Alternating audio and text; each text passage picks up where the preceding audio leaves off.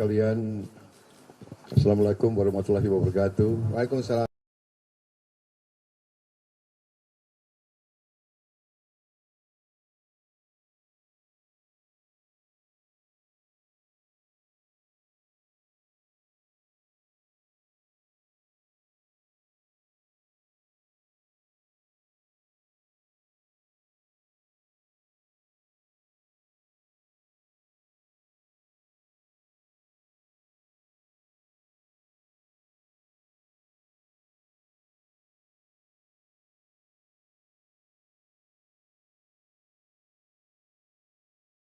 Visi persamaan pandangan, dan saya persilakan Mas Budiman untuk. Oh iya. Ya, silakan. Terima kasih teman-teman wartawan sudah nunggu.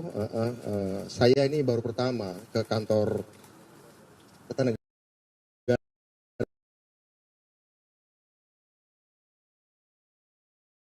ini. Terakhir saya bertemu Pak Prabowo di Menhan, di kantor Menhan. Waktu itu berbicara tentang teknologi pertahanan. Tapi kali ini saya memang bertemu beliau karena saya merasa bahwa bangsa ini butuh persatuan kaum nasionalis. Butuh saling mendukung. Butuh kebersamaan karena Indonesia 2024 ke sana, Indonesia harus dijaga bareng. Saya mengapresiasi dan merasa bahwa Pak Prabowo itu mewakili satu cara pandang kepemimpinan politik yang cocok dengan saya dalam pengertian satu bangsa yang ingin bangkit di tengah turbulensi karena krisis global, karena perang itu biasanya butuh pemikiran dari dua tipe orang. Satu intelijen, satu aktivis. Karena kalau ada orang politik latar belakangnya intelijen atau tentara atau latar belakang aktivis, kedua jenis orang itu biasanya mampu berbicara hal-hal strategis secara komprehensif. Pengalaman hidup mereka di masa muda itu selalu bergelut dengan hidup dan mati. Mereka berpikir bagaimana aku selamat tapi cita-cita tercapai.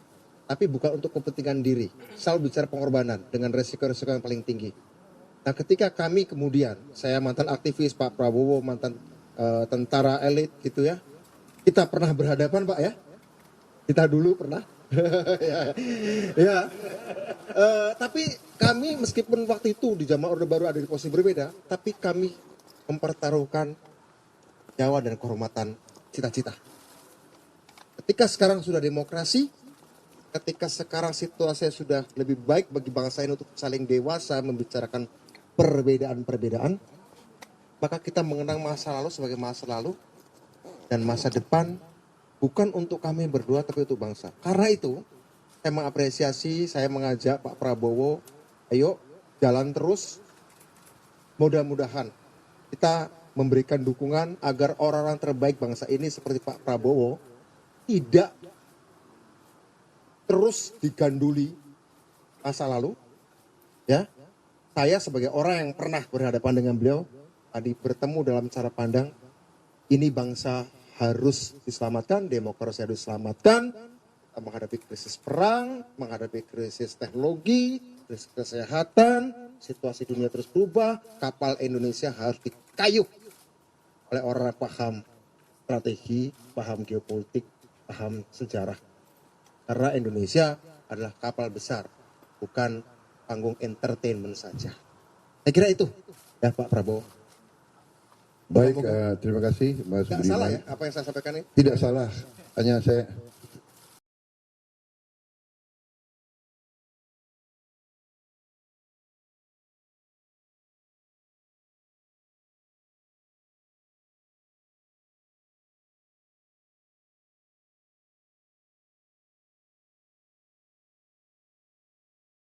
sistem. Ternyata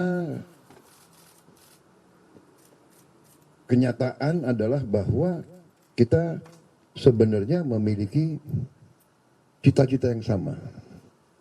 Bahwa Mas Budiman punya cita-cita memperjuangkan kesejahteraan rakyat, keadilan rakyat, kemakmuran bangsa. Dan itu persis juga cita-cita saya dari kecil. Bahwa keadaan dan situasi membuat waktu itu kita berhadapan bukan karena kita ingin berhadapan. Situasi membuat begitu, tetapi alhamdulillah dengan waktu kita dulu juga pernah jumpa sebelum Mas Budiman berangkat ke Inggris. Kita jumpa lagi sesudah berapa tahun ya, dan tetap kita bicaranya adalah kepentingan bangsa dan rakyat. Saya kira demikian. Iya, iya. Ya. Dan saya sangat saya sangat menghargai, saya sangat menghormati, saya terharu kedatangan Mas Budiman, dan begitu kita bicara ternyata banyak pemikiran kita yang sama. Ya, bahwa di tengah keadaan global seperti ini, tantangan-tantangan yang kita hadapi tidak ringan, keberhasilan kita masih dihadapi oleh cobaan-cobaan, tantangan-tantangan yang berat. Kita menghadapi kondisi geopolitik, persaingan antara negara-negara besar yang membawa dampak bagi kita. Ya. Perang di Ukraina membuat harga pangan naik di seluruh dunia. Ya.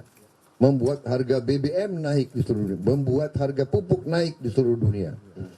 Ya, jadi kita sudah menjadi bumi yang kecil sebetulnya. Ya. Di mana satu sama lain saling berhubungan dan ada ketergantungan. Jadi ya, pemikiran beliau bahwa kapal besar Indonesia, negara besar seperti Indonesia perlu suatu persatuan, dan persatuan ini tidak boleh dianggap enteng. Ya, jadi itu yang saya hargai. Kita banyak pemikiran yang bersama dan kita bertekad untuk menjalin hubungan ini terus-menerus, komunikasi terus-menerus, dan bahwa apapun ya perhelatan politik, bahwa kita harus melaksanakan tugas konstitusi, harus melaksanakan kompetisi, tapi kompetisi kita harus kompetisi di antara saudara. Kompetisi kita harus kompetisi kekeluargaan. Kita sama-sama anak bangsa Indonesia. Ini kepentingan rakyat kita. Rakyat kita harus kita jaga masa depannya. Kita harus meraih tadi kesejahteraan rakyat, kemakmuran, keadilan, ini harus kita raih, dan ini harus dengan suatu kerukunan dan kebersamaan. Saya kira demikian ya, bahwa kita ada tadi teman saya mengatakan mungkin kita bertanding untuk bersanding. Ya, kita bagaimanapun pertandingan ujungnya kita harus rukun kerjasama. Saya kira itu. Ya. Mas Budiman ya. Terima kasih. Saya memberikan apresiasi Pak. Suatu kesimpulan kita demikian kan? Siap Pak. Ya, kita ya. Saya berharap Pak Prabowo sehat, teruskan tugas. Ya. Untuk teruskan tugas, dan saya ingin orang Indonesia layak untuk dapat orang terbaik. Salah satunya Pak Prabowo. Ya. Mudah-mudahan kami percaya bahwa sisa usia saya, sisa usia Pak Prabowo, Pancasila ini terlalu mulia. 5 sila ini terlalu mulia. Tidaknya kalau sisa usia saya, Pak Prabowo dan teman-teman di sini ini bisa mewujudkan persatuan Indonesia untuk keadilan sosial bagi seluruh Indonesia. Minimal 2 sila itulah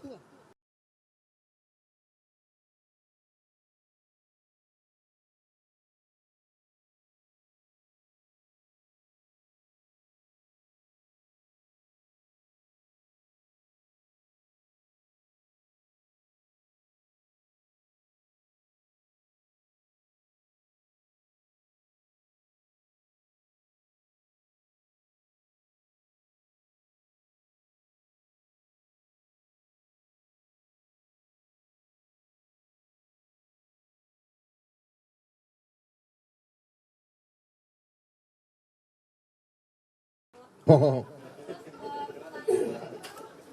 ya, ya.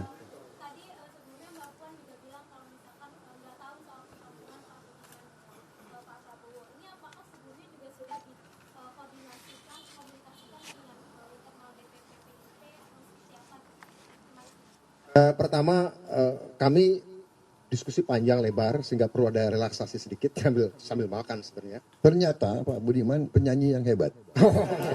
Ternyata. Janganlah, jangan. Jadi apa? Aktivis, ya, ahli debat, ahli pidato. Oh, bukan ahli.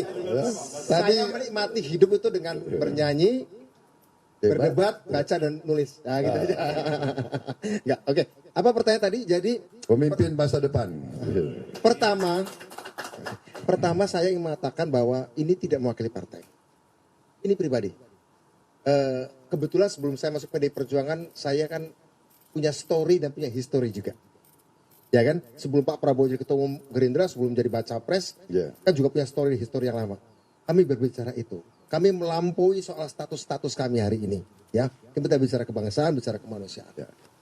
Kita bicara masa depan.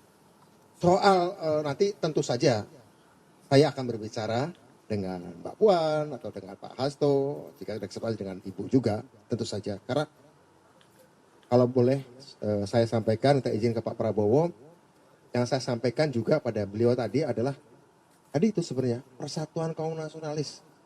Rugi Indonesia kalau kaum nasionalis tidak saling mendukung. Ya, harus ada yang mencairkan. Harus ada yang mencairkan. Saya yang bukan siapa-siapa lah yang mau mewakafkan diri untuk memulai mencairkannya. Justru karena saya bukan siapa-siapa. Saya tidak mewakili partai. Saya bukan pejabat publik. Justru karena saya bukan siapa-siapa. Saya mewakafkan diri memulai mencairkan itu. Mudah-mudahan setelah ini cair. Mau dianggap benar atau salah, sudah biasa. Saya dulu juga suka dianggap salah. Tapi ujungnya kan ada benarnya juga kadang-kadang. Ya. Anda boleh nggak percaya sama saya.